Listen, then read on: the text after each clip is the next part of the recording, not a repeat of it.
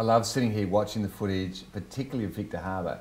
They look so relaxed down there. You feel like going, wow, you know, because like looking out over the golf course and just the whole atmosphere and feel down there is so relaxing.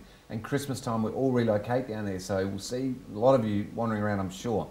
Now, we've got Karen Raffin, CEO of Advantage SA, in the studio with us. Back again, Karen. Thanks, Anthony. Now, from Candice Dodd, a question of you.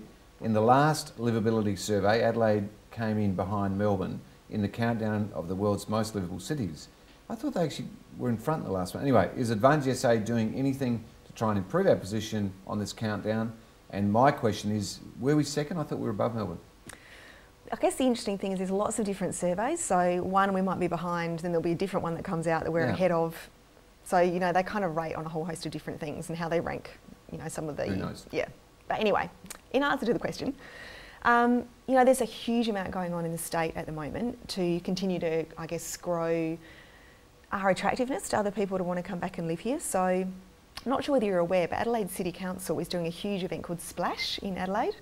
So there's lots of work going on in terms of little pop-up bars and, you know, they're shutting little streets down and creating cafe areas for people and putting deck chairs out the front of the museum so you can sit out there during the day and read a book and enjoy stuff. So Adelaide City Council is doing lots of work and we're, I guess, working with them on some events that they're doing.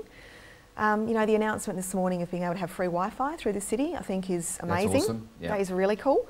So as a state, there's lots of different things that are going on to constantly make sure that we're, you know, high up in the ranking. And I think for anyone who's here, you ask anyone about why they want to come to Adelaide, and livability is a massive part of that. So yeah, I think we're pretty well placed.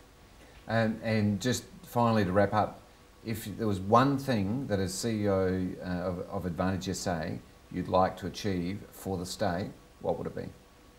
Oh, good question. You know, I think it's about having the state feel really proud of itself.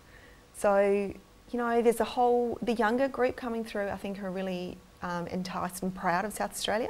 But I think there's a bit of an older section sometimes that's a bit jaded almost by the state.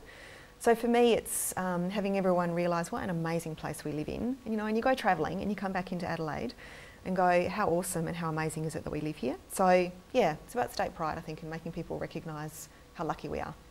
Karen, thanks for being on the show today. Thank you. Fantastic catching up again. Appreciate the opportunity. Thanks, Anthony. Now let's go and have a look at some hot property.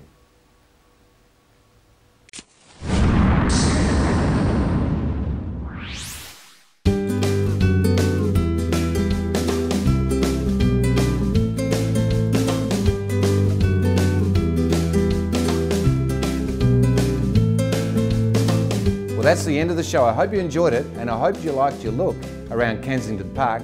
What a house. Now next week we see the blend of the old and the new with a property in Malvern. So we'll see you next Wednesday live at 1 o'clock here on TOOP TV. And in the meantime, let's look at more hot property.